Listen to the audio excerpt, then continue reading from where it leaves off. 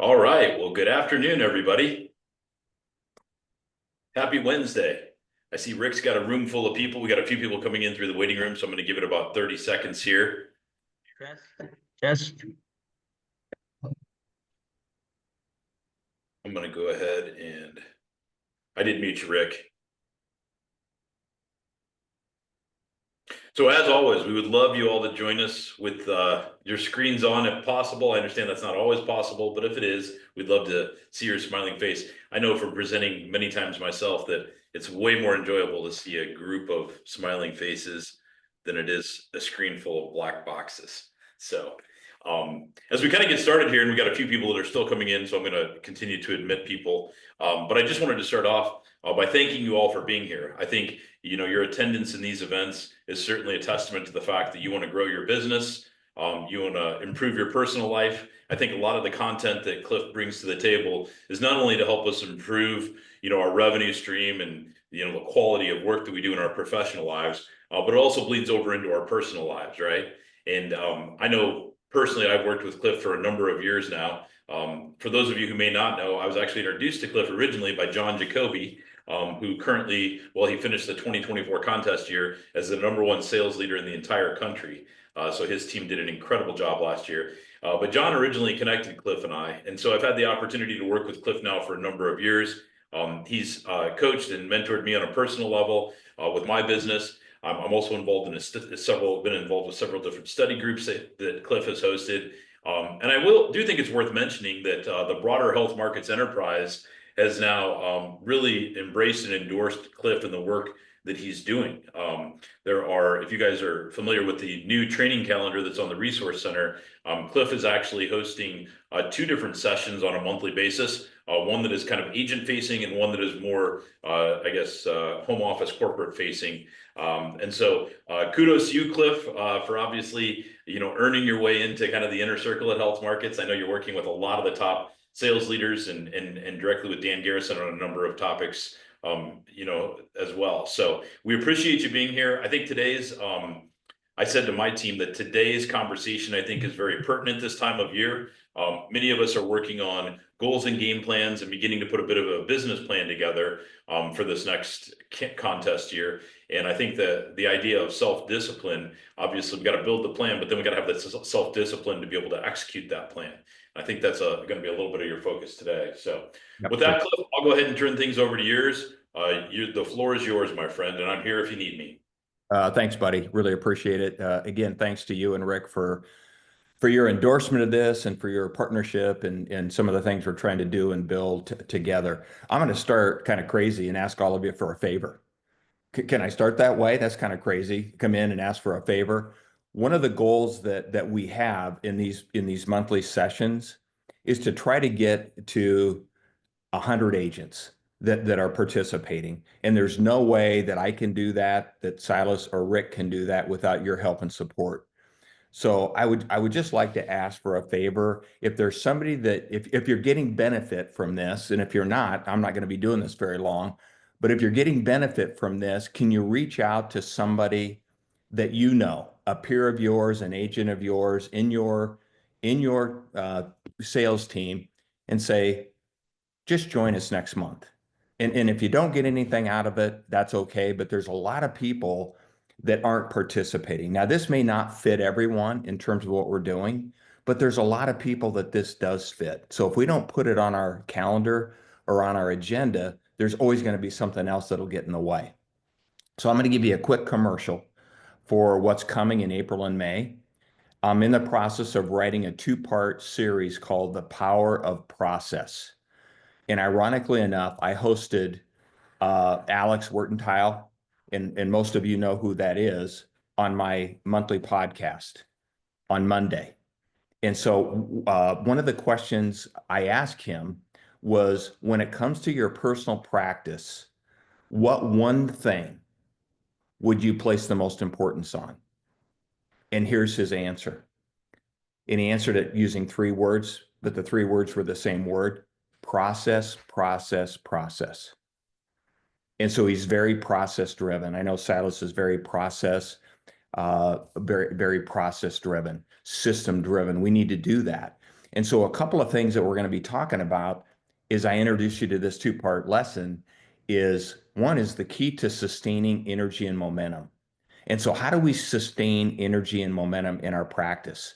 And how do we shift from push to pull energy? Now, most of you are thinking, what does that even mean? Well, I'm going to explain that when we get together on April 9th. And again, this is a recurring meeting, the second Wednesday, lunch and learn 12 to 1. I'm going to give you the three key drivers of your business playbook. And so we're going to unpack these three. One is your core solutions process, and I'll explain to you what I mean by that. Another one is your practice management process. And the third is your relationship management process. So I'm going to define those for you, and then I'm going to have you rate yourself on how you think you're doing there on a scale of 1 to 10. We're going to talk about customer acquisition consistency. We're going to talk about the W5 process. And there's three questions that begin with a letter W. The first question is, what are you grateful for? We're gonna unpack that. The second question is, where do you see yourself in the future? The third question is, when do you hope to accomplish these goals? The fourth, why is this important to you? Because if it's not important, you're probably not going to work real hard to accomplish that. The fifth W is, who do you need to become to achieve this? Then we're going to bring it all together, what I call STAR, STAR. The S is self-analysis. The T is your targets and goals. The A in STAR is activities. And the R is your reality check. And I'm going to unpack all four of those for you. And then we're going to end, this won't be until May, but we're going to end with a session on the balance between ambition and contentment. And many, many times, what does ambition get? I see my buddy from Omaha, Nebraska. He's in the meeting today.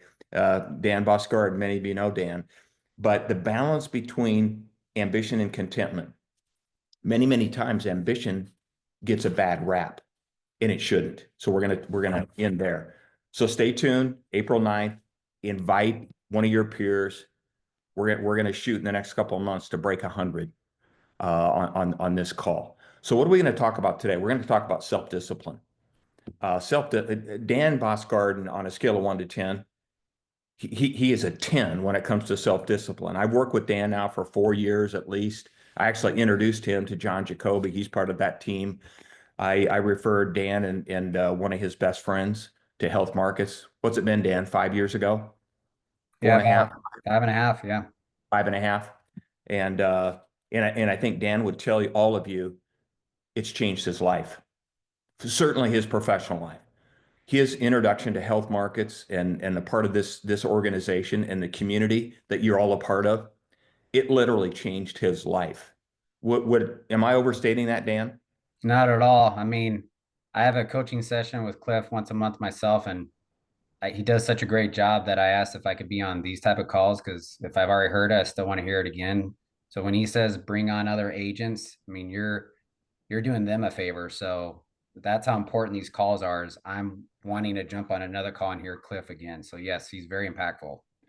So Dan, just so you know, Rick Bell said yes, that you can participate, but Silas wasn't quite sure. Of course, I figured it was him. Can tell by his face. Yeah, exactly.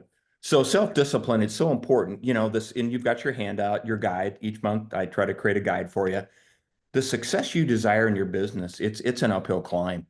The business that you're in is simple, but it's not easy. It is an uphill climb.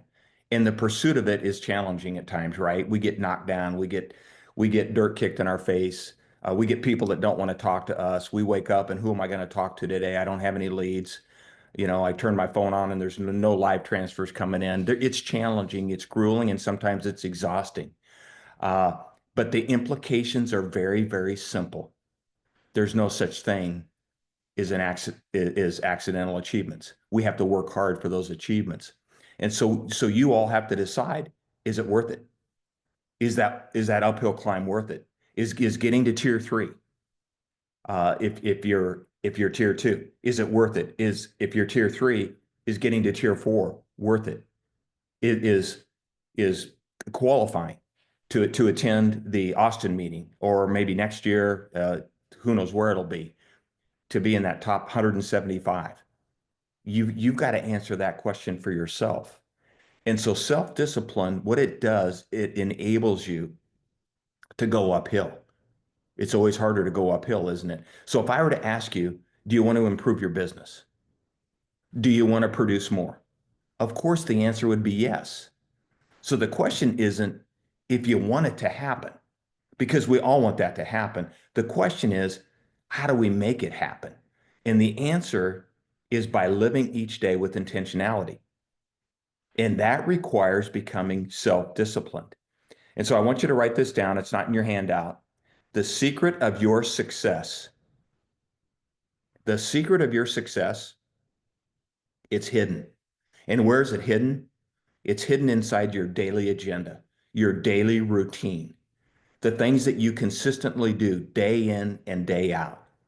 And self-discipline, what does it do? It moves you from good intentions to good actions. So if you're self-disciplined in your approach to your business, I'll guarantee you, you're going to be self-disciplined in your personal life as well. You don't just turn that on and off. And so what does it do? It moves you from good intentions to good actions. Without results, all of our best intentions in the world are, what are they? At best, they're a way to entertain ourselves. At worst, deluding ourselves. And so self-discipline paves the way to results. And I'm going to open it up for some discussion here as we roll through this in just a couple of minutes. But it really paves the way to results. It's going to make the difference between temporary success and what do we want? We want sustained success, not flash in the pan success. We want that to be sustained. And so when we look at that and we think about that, every single person in this meeting today can climb for a short time.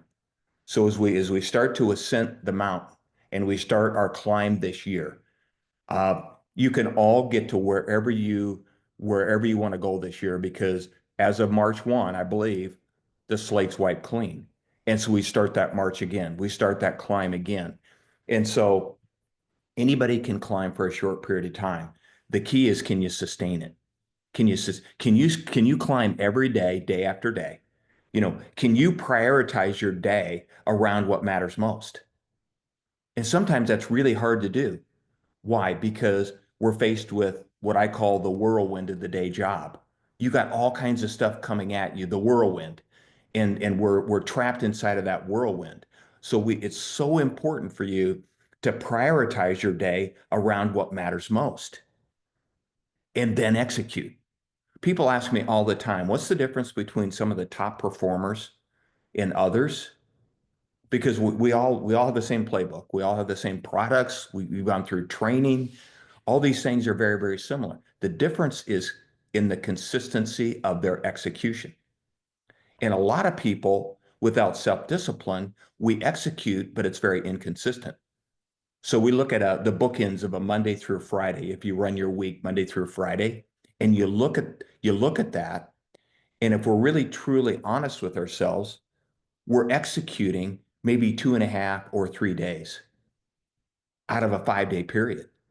And so if I'm fairly average at what I'm doing, but I'm committed to executing consistently, I put my uniform on every day and show up on time and do what I need to do. And I'm doing that 5 days when you're only doing that 2.5 or 3. Even if I'm fairly average at what I do, I'm going to outperform you. It's that consistent execution day after day. And so can you prioritize your day around what matters most and then execute? And another key is, can you fall in love with the boredom of the routine? And I talked about this with Alex on Monday. I said, a lot of what you do isn't glamorous. It's a grind. And what happens is we become distracted because we get bored. And so we're looking for other things to do, or other ways to spend our time. But the very, very best, they fall in love with the boredom of the routine, and they're not distracted because of that. Does anybody have a thought on that? I see Mike Felice. Mike, what are your thoughts on that? Mike's part of a study group that I run once a month. Does that make sense? We have to fall in love with the boredom of what we have to do day in and day out. Yeah, I mean, that's correct. I mean, you can look at anything in life is you're going to do the same thing over and over again. Whether Yeah. it's if you're eating healthy, if you're exercising, it's boredom routine. We're always trying to look at ways to recreate things, keep it exciting. But if you can, and I thought about your consistency as if consistency is just continuously getting better and moving up, that agent that's working two or three, uh, their their consistency of execution is 2 or 3 days a week.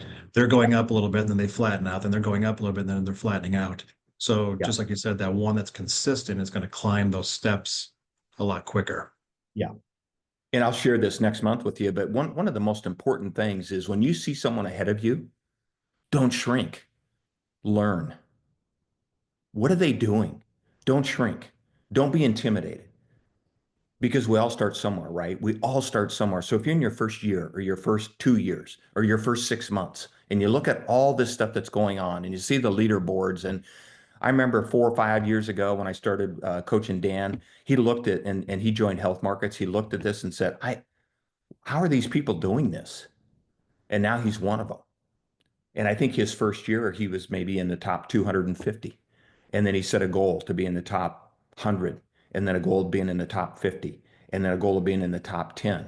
And so we all start somewhere. So when you see people ahead of you, don't shrink. Learn. What can I learn from them? What can I learn from them? And so here's what most successful agents do. What do? They do what they should do when they should do it, whether they feel like doing it or not. Now that seems pretty elementary. Not sure.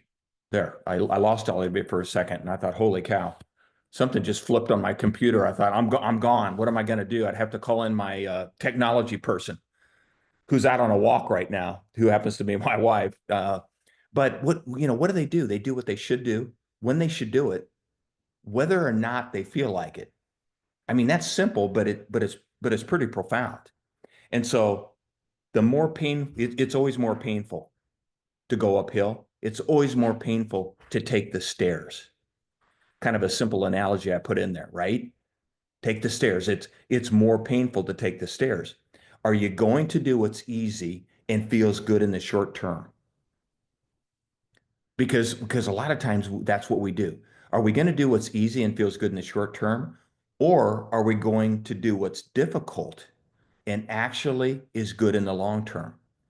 And I put this in your guide. The short term easy leads to the long term difficult, while the short term difficult leads to the long term easy. Pay the price on the front end. And the great paradox, and I'm going to get some conversation going, but here's the great paradox, is that what we thought was easy, what we thought looks like the easy way, what seems like the easy way, very often leads us to creating a business that couldn't be more opposite. And so, can you think of an example where that might be true? What you thought was the easy way, what looks like the easy way, what seems like the easy way, very often actually leads us to creating a business that's just the opposite. Anybody have a thought on that? Short-term easy leads to the long-term difficult, while the short-term difficult leads to the long-term easy. Who has a thought on that? If not, I'll kick it to Silas. He'll have a thought. Or Gary. Gary's a man of great wisdom. Gary B. What are your thoughts on that? Can you think of an example where that might be true? Cliff, I'm just old. No, I think it's accurate. Anytime you cut a corner, you always pay for it later. I think about the early days, and I didn't keep a lot of records carefully like I should have. And then when a client comes back a month, a year later, and you got to ask them a question that you should know, the spouse's name or that kind of thing. So anytime you cut a corner, it always bites you in the butt. Yeah. Anybody else have a thought? Silas? So two examples that I think about and what we do, and especially when I'm teaching new agents, I think embracing and using our CRM is a prime example of that. It seems cumbersome in the beginning to log every call, do everything, put the notes in. But I think about my staff. I got 5 staff members today, and all of us are putting notes into the CRM. And the amount of data we have, the amount of background we have, being able to go in, I met with a client today who I first met 12, 13 years ago, and I just had all those notes. I could go back and recap exactly what we had talked about. It just makes my life so much easier today. So I think that's one example in our business. And then I think about personal life. We're dealing with this personally with a few of our family members who are getting elderly, maybe haven't taken care of themselves like they should have. And there's frustration on our end, my wife and my end, because we're having to do a lot to help them with doctor's visits and a lot of this. And I'm like, this could have all been avoided if maybe you would have made some different decisions earlier in life about how you're going to take care of your health, you know? And so I think Sure. that's another example that we're dealing with in personal life. So Yeah, those are great ones. Anybody else have a thought? Some people are shocked when we ask so much information from them because their prior agents hadn't, because we're asking prescriptions, we're asking doctors, we're making sure that we're setting them up the way they need to be. And that's an example of someone else not doing the steps that need to be taken, because if you're not getting all the information, you're just willy-nilly putting them in some plan, then you're not setting up for success in the long run. Because like Silas said, you have to have all that information so that you can go back, and they are impressed when you have the spouse's name, when you remember all these details about them. I even remember some of the clients' emails because I've dealt so much with them, and they're shocked when you have all this information. That's a great one. I'm trying to find something I just wrote this morning that I'll share with all of you if I can dig it out here. I actually sent it to a couple of people. Cliff, kinda- while you're pulling that up, kind of what Gary and Sally just said is Rick tasked us this year to sell more life insurance. So there's a lot of agents we're talking to who never made life insurance part of their process. So they were taking the easy way. It was just the health, dental, vision, maybe an accident plan, critical illness plan. Now we're asking them is to have a life insurance conversation, and they're finding it to be very difficult because they didn't initially make it part of their process. So that could be taking the easy way out. And now in the long run, it's harder for them because they didn't make that part of their process initially. That's so true. I wrote this morning. I'll just really quickly share it with you. It's staying top of mind. It kind of ties into what we're doing here. Staying top of mind with your customers and clients. It's so important. And remember, it isn't your customers' ability to grab their phone and find your information. If you haven't made them feel valued, if you haven't valued them, they're most likely not going to bother when it comes to referring you, picking up the phone. Client and customer acquisition in a crowded marketplace, which you're all in. It's crowded space, right? It's challenging enough without giving business away because your name doesn't come to mind. You want your name to be at the top of the list. So it's not your customer's job to remember you. It's your job to be unforgettable. It's your job to be unforgettable. Even those customers and clients who love you and who actually do know your name, they're not really thinking about you that much when you're out of sight. Now, when you're with them in a virtual meeting on the phone or maybe in person, they're thinking about you. You're together. But how often are you together with those people? And so typically, it's human nature that we're thinking about ourselves, we're not thinking about somebody else. So how can you become that referral agent of choice? Be deliberate when it comes to expressing gratitude. This is so powerful. Be deliberate when it comes to expressing gratitude. How could you do that? Well, a personalized handwritten note, the small gift of appreciation, the text or the phone call, a text of gratitude or a phone call. The key is consistency. Back to that word consistency. Always remember, while you might have feelings of immense gratitude for your customers, if they're not expressed, they're not recognized. And if they're not recognized, you're probably not remembered when it counts. And remembering you isn't their job, it's yours. It's your job. So just a couple of thoughts on that. So what I want you to do, and in your handout, there's a section, consider. Dan, did you have a thought? Yeah, I want to piggyback off of that. So, when you talk to a client, whether it's a referral or not, the experience you give them, that's going to set the tone for the next referral. They're like, oh, Dan helped me out in this way, or Sally, or, Gary or whatnot. But the fact that you're taking time and you're being deliberate, and you're showing your gratefulness and your gratitude, that next appointment you have with a new client is going to make your sales and your presentation so much easier. I had one this morning. I asked them how they got my name. They told me, and she was just, putty in your hands. It was like, yeah, I trust you because of this person experience you had. So you guys got to be deliberate in the first conversation you have with a new client, because it's going to set the tone later and make your life so much easier. It's great. Okay, so under the consider section, how good are you at embracing short-term difficulties for the sake of long-term successes? Rate yourself on a scale of 1 low, 10 high. And we're not going to discuss that, but outside the meeting, if you rate yourself a 3 or 4 or 7 or an 8, then take it a step further and say, okay, what's the reason for my rating? Why did I rate myself this way? And then if you're low, what can I do to improve that? And we don't have time today to go into that, but I want you to take some time to do that. Because if it's just a rating and you don't do anything about it, we have to look at, okay, why did I give myself that rating? And then if I'm fairly low, what can I do to improve that? The habits we have either break us or they make us. They either break us or make us, and we choose which one. Habits in your business are so important, having the right habits, because they're going to make us or break us. And we get to choose which one. The first step in changing our habits is this: we have to change the way we think. We have to change the way we think. If my thinking is negative, I develop the habit of what? Procrastination and excuses. So if my thinking is negative, then I'm going to go to, I'm going to procrastinate why I can't do something, or the leads suck, or it could be one in a million things, but I'm going to either procrastinate or I'm going to make an excuse. But if my thinking is positive, I take responsibility and I take action. And at the core of how we think frames our overall attitude. That's where that comes from. How we think frames our overall, think of it this way.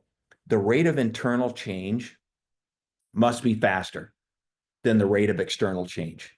In other words, keep growing and changing on the inside first. And that all starts with our thinking. And so we need to become self-disciplined in the area of thinking. If you go to Roman numeral 3, self-discipline is developed, not given. And this is huge, because lack of discipline is the lid on your business, and it's a lid on your potential. That's the bad news. However, the good news is this: it's not something that you're born with. It's something that you can develop. We can all develop in and around the area of self-discipline. We're not just born with self-discipline. We can develop that. We can develop that. It's earned, it's not given. And you can remove that lid. All of you can absolutely remove that lid. It's within your power to do that. And so the first step in developing self-discipline is what? We have to be aware. It starts there with awareness. And we need to see where we're falling short.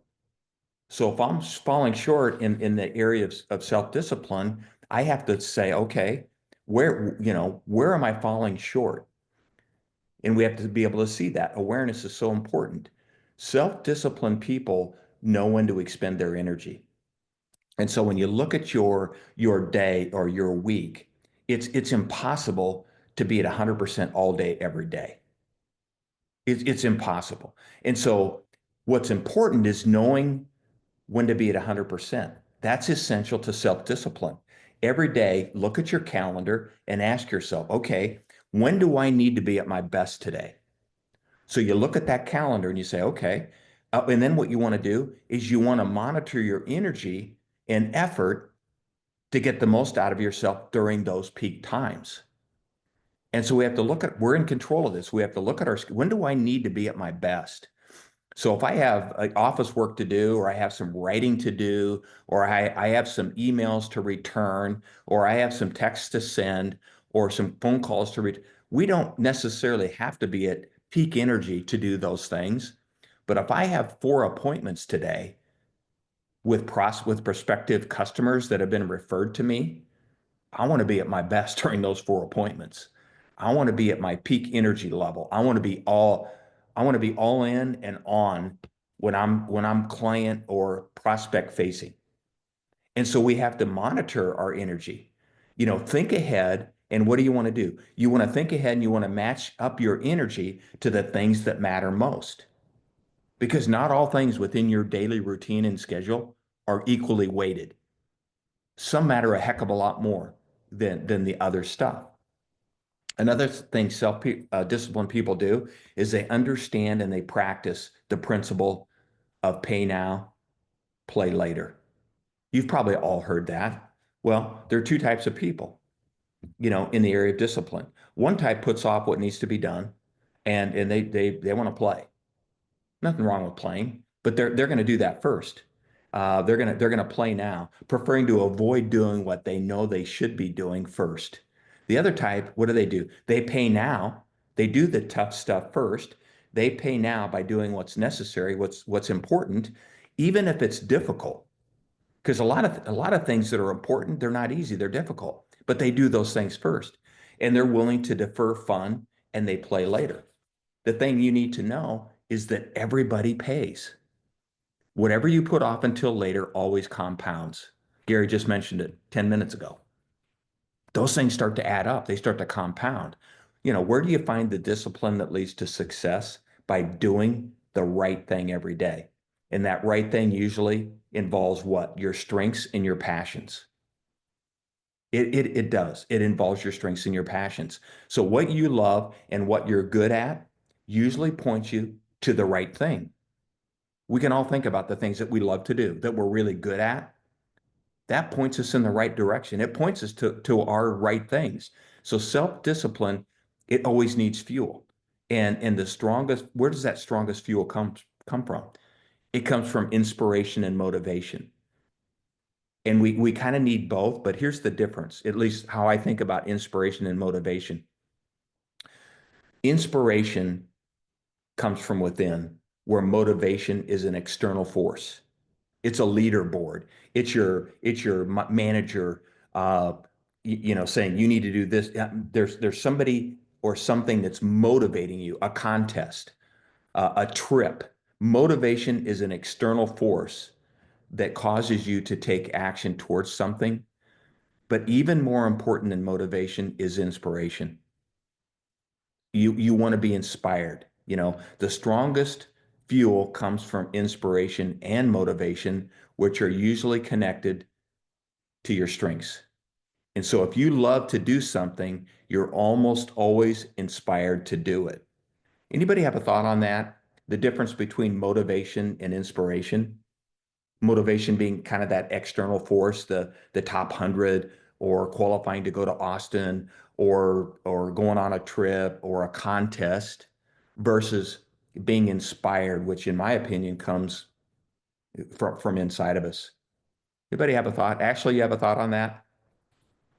I don't know how to pronounce your last. Is it I'll mess that up for All sure. right, it's Connaughton. Okay. Yeah, I mean, I think it's kind of like exercise, right? If you get results, it's a lot easier to continue doing the exercise. And same with your business. If you start getting results and see things that are working, it's a great way to develop more discipline based on what you like to do and what you're seeing results as. Do you have any ideas in and around inspiration, the things that inspire when it comes to business, the things that inspire you to do the tough stuff first? I mean, it really inspires me when a client gets help when they have new policies and whatnot. I mean, that's really inspiring to see people who can afford their medications and whatnot. It really helps you talk to other clients about their same issues and Yeah, that's great. I mean, and it does. I can visualize you being on the treadmill this morning at 6 a.m. Sure if you were or not, but is Ronnie on the call today in the meeting? Maybe she's not with us today. I'm not sure. Anybody else have a thought on the difference between motivation, I kind of view that as an external force. And so if it's an external force that has to be there to motivate us, what happens when that external force is not there? Well, I'm motivated to get up and to go to work and to make money to pay the bills. But I'm inspired when, kind of like what Ashley said, when you help people that need the help. There's sometimes that people call and they're at a total loss. They don't know what to do. They don't know what they qualify for. I met somebody, I was at the dentist with my husband. He was getting some major work done and couldn't really drive afterwards. And I just got talking with a lady there. She didn't know what plan she was on. She should have been on a dual complete plan. I just started talking to her in the dentist office. She was totally lost with what plan she was on. And so it inspired me to start talking to her. And I ended up giving her son my contact information so that I could help her find something that would assist her in her long term to find a plan that would help her. That's awesome. I mean, that's what it's all about, isn't it? I mean, that service. And you know what? That person is not going to forget your name or your information because of what you did to help them. Kind of what I shared with you earlier. It's not their job to remember us. If we're creating value and we're there for our customers and clients, they're going to remember us. It's our job to make sure that we're unforgettable. The experience and the value that we're creating and the information that all of you depart. Because part of what you do is you educate as well. And so anybody else have a thought? If not, we'll move on. Anybody have a thought? Steven? I don't think the two are necessarily mutually exclusive. Because if you look at it, I am inspired when my client says to me, or when a client says to me, Stephen, you made this so easy. I had no clue what I was doing when I came in here, but I understand it a lot better now. That's inspiring me to do the same thing, for the next person, but also it's motivating me because, for instance, this morning I got a call from a woman and she said to me, my sister suggested I call you. I had a guy that worked with me, an agent that worked with me, and I never got enrolled. The auto payment wasn't done. I don't have insurance and I didn't know what to do. And my sister said I should call you. So I am motivated, to perform that same type of service to my clients so that I do get those referrals from, everybody from the Great thoughts on that. Okay, so what I want you to do now is take a look at the difference between discipline-driven people and emotion-driven people. And there is a difference. And just check the phrase on each line that better describes you. And there's no right or wrong answers here, but I think you'll see some of the differences when we look at discipline versus emotion.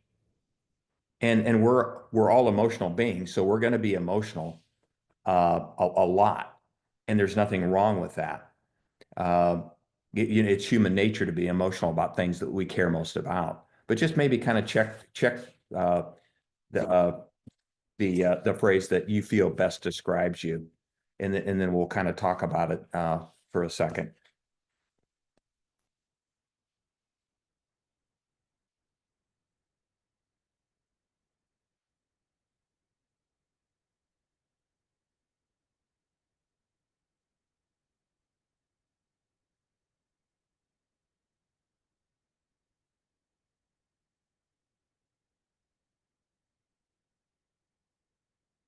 Okay, anybody have a thought? We won't take a lot of, but Kevin Bush, what jumps out at you, and how do you feel you do with the discipline driven examples I've laid out there? Where'd you put check marks there? Yeah, so the biggest one that jumped out at me was the art commitment driven, because that is something that I think can really basically demonstrate, like for example, to my boss, like loyalty, and that you're gonna actually follow through with what I call you to do. If you're to do like X, Y, or Z, it's good to be commitment driven. That's what especially jumped out at me. Okay, that's a big one. What about Patrick? Is it Musoli? I may not have got your last name right. Oh, you got to unmute.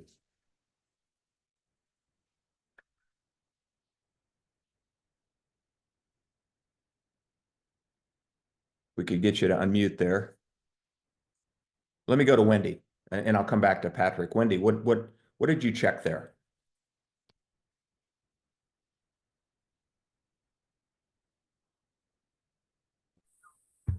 There we go. As far as just motivation, my coworkers actually, I work sometimes at home and I come into the office, and I was sharing with my leader the other day that I said I really enjoy coming into the office because I like the competitive aspect, and it motivates me. That alone motivates me.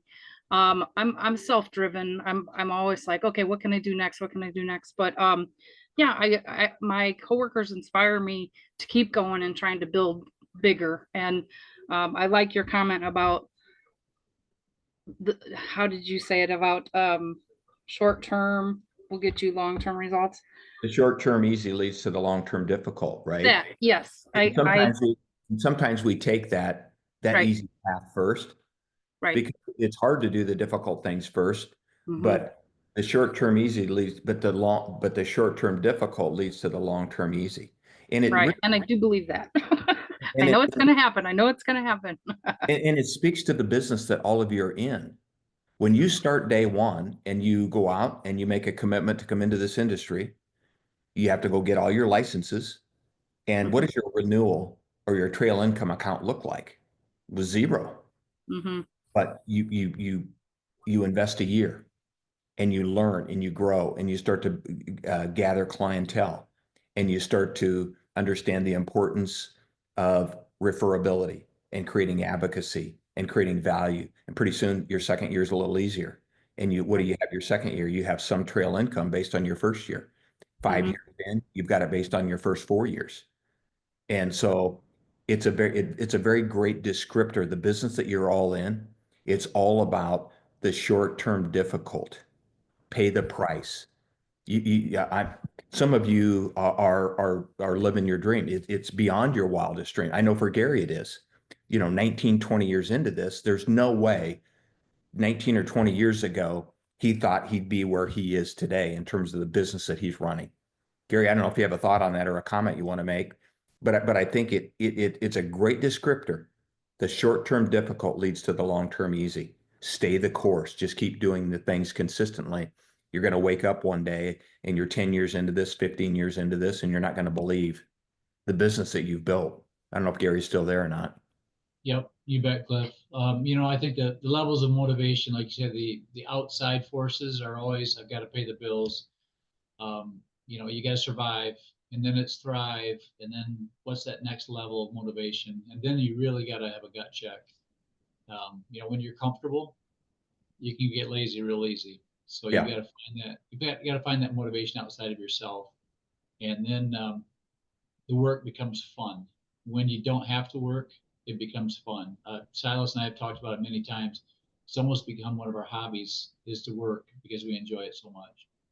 Yeah, well, the two of you are putting a lot of time into your hobby, for sure, because you're still working really, really hard. Alfred, any thoughts on that? Any of that? I mean, anything up to this point is great. Great to see you, buddy. Good to see you too. I'm sorry, I had a client that just walked in. No worries. Anything, the short term, because you're here from a different country, and Yes. your culture and all the things that, and some of the people may not know you, but Alfred operates in and around the Detroit area. And, what are your thoughts on the short term difficult leads to the long term easy? You're in your first few years, you're trying to build a business, you're in a Yep. different country. Yeah. Speak to that a little bit. So I always think about the easy come, easy go. So obviously the easier it comes, the faster it's gonna go. So I think anything that's, worth the pain and the struggle of accumulating the hard work for is worth it in the end. It's gonna be stickier, it's better. So that's the way I always was geared in my head. Because a lot of people don't like difficult. So you gotta do what other people don't want to do to have a different outcome, if that makes Yeah. sense. Yeah, absolutely. For sure it does.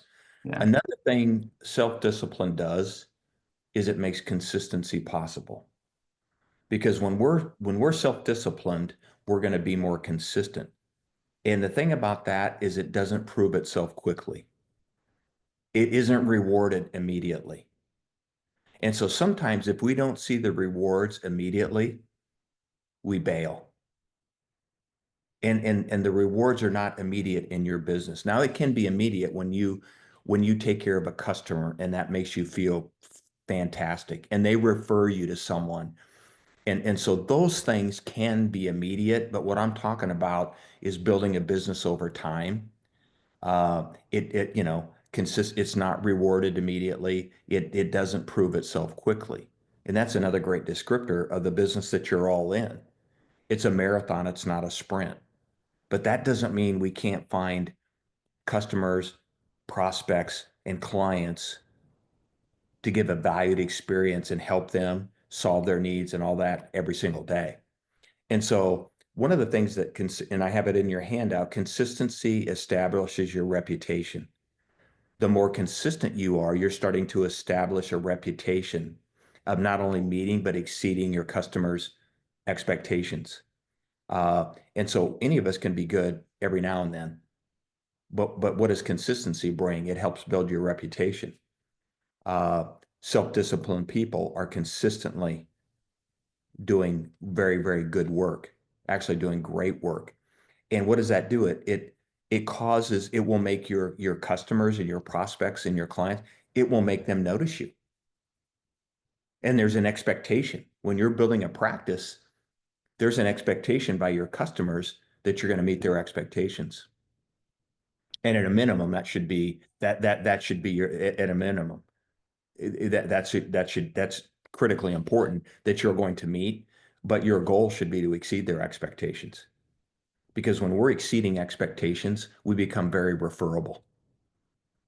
People are going to wave your flag. They're going to be your ambassador. Dan and I have talked a lot about this stuff over the years. Another thing consistency does, it's really a prerequisite to excellence. We don't just jump from 1 to 10. We don't just jump to excellence. The road that gets us there is consistency. Improvement's possible only through that consistent practice. Are you a student of your business? Are you a student of your craft? Are you continually reading and learning and doing the things you need to do to prepare yourself to get ready for the next step? It also proves security to others. That's what consistency will also do that. One of the things you can provide to the customers and clients that you serve is a sense of stability. How important is that? People want stability. And one of the highest compliments that you'll ever get is those words. I know I can depend on you. If your customers and clients know that they can depend on you, they're not going to go anywhere else. You're there for them. They know that they can depend on you. And when people see your consistency, and know that they can rely on you, what does that give them? It gives them a sense of security. And then consistency compounds, doesn't it? Successful people do daily what unsuccessful people do only occasionally. And so the bookends of success are beginning and ending well. And what's in between those bookends is your consistency. And so and we got a couple minutes, we'll open it up for some discussion, but I want you to really think about that and rate yourself on how consistent you think you are as it relates to your business on a scale of 1 to 10, 1 being never and 10 being always. And then ask yourself, what level of consistency do you think is acceptable? And then do you meet that standard? So it's not just the rating. We have to dig deeper. We have to peel the onion. And so once we rate ourselves, then we have to say, okay, if I'm a 4 or a 5, is that acceptable? And we all have to answer that for ourselves. And then what's kind of a standard am I trying to meet when it comes to consistency? And if you're where you are, that's great. But if you're not, what can you do to meet that standard? Because if you rate yourself on, and we need to be honest, if you're rating yourself uh, below a 7 or an 8 or a 9 there, the next thing you should be telling yourself is that's not acceptable. And so then what can I do? And we have to be honest. We all have to be honest and rate ourselves where we are. And if you rate yourself a 4, that's okay. What can you do then to improve that? Because your customers and clients, they want consistency and they want predictability. People flee unpredictable environments. Agents flee unpredictable environments. Your customers will flee unpredictable environments. So if you're part of a sales team that is just so unpredictable, you have no idea what from one day to the next. And I know you don't, because I know Rick well, I know Silas well, I know Gary well, others, Alfred, Christian, I don't know if he's on the call, Derek, Tyler, you know, they get this stuff. And so, but think about it. I would flee an unpredictable environment. Your customers will flee an unpredictable inconsistency. They'll find somewhere else to go. Silas, you have any thoughts on that? I mean, would you agree? I think you would agree. I would. And I was just thinking about it a little bit. Like, I feel like I was less consistent in what I did early in my career. I was younger. I didn't have, I guess, the obligations and commitments. But I think one thing that helped me to become more consistent was once I started bringing staff in to force me to be consistent. I built my schedule and I said, I want these times for appointments, these times are for this. And I had somebody else like laying track in front of me. And that, like today, I just get up and candidly, I just do what I'm told because I have people around me who are laying that all out for me. And I look at my schedule in the morning and I know every hour on the hour, there's something on my schedule. Yeah. And so that's allowed me. So even if you don't have maybe the discipline internally to do it yourself, I think having someone else, whether it's a staff member or a friend or a spouse, even help you with that can be super helpful in becoming more and more consistent. I'm way more consistent in every facet of my life today, but I think it's a lot of it is because I've hired people to help me be consistent. Which is great. And Silas has great staff. So what's crazy about Silas? He goes to the office and he has staff that tell him what to do. He goes home and he has Chris that's telling him what to do. And many of you know Chris, but I've met Chris and she's wonderful. But it's so important that we can't feel like we're in this alone on an island by ourselves. This is a lonely business. I've been in this business 4 decades. It's a lonely business if you don't have support and people around you that care about you. And I know many of the sales leaders on Rick's team, and I know Silas and Gary and Tyler and others, and they support this. I know that they care about their team and the people that are a part of this. Because when you feel like you're alone and on an island, man, this can be a tough, it can be a tough road to hoe. Joni, what are your thoughts? Is it keen? I love you got cows in the background. Are Yes, you those on are my cows. you on the farm today or what? No, I use the farm as a background because it Okay. helps when we're doing Zoom with clients to give that personal feel that we're real people. So I use different farm photos for that.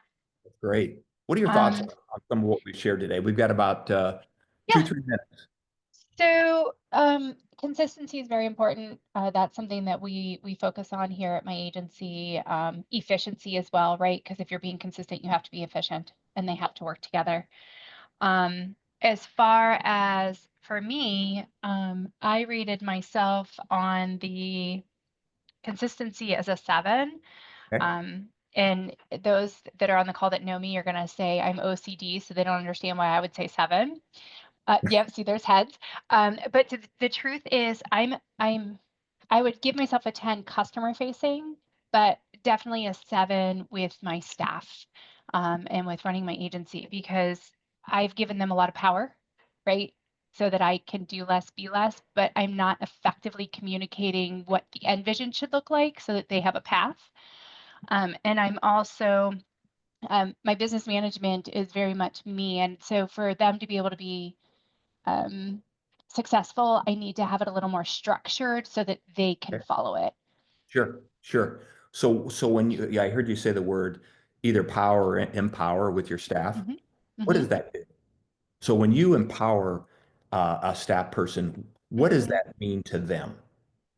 So, as part of our creed, ownership, accountability is huge, and responsibility, like those come together. So, when I'm empowering them, I'm expecting them to take those three things Yes. and really, as if this was their agency, that's what they're doing. They're stepping into the ownership role, they're taking the accountability, they're taking the responsibility. But if I'm not giving them clear, structured, driven vision, they can't do it effectively.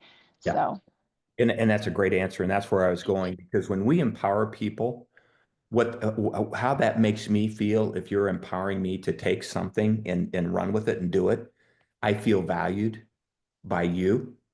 And I know that you trust me to do it. And those are those internal things.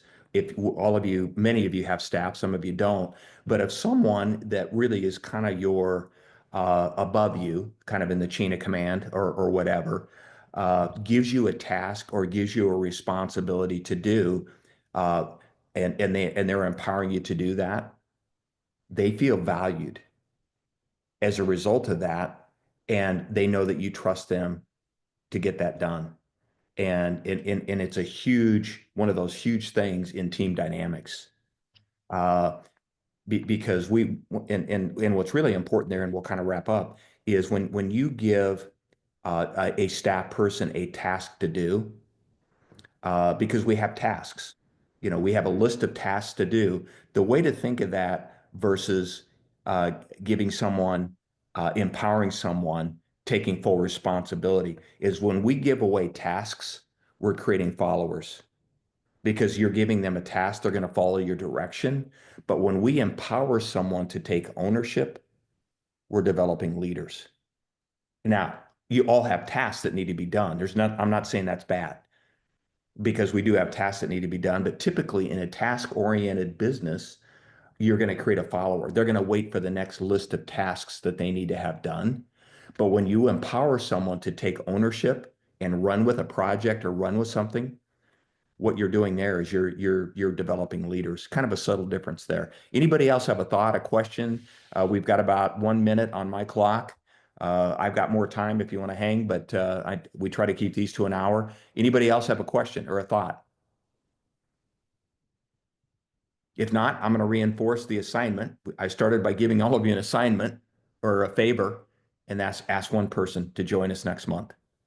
I'll guarantee you all it'll be worth your time and their time if you do that. We want to build this. We want to keep building this. Rick, do you have any closing thoughts? I don't know if Rick's has audio there where he's at in that room or not, but or anybody else have a thought or a comment before we wrap up?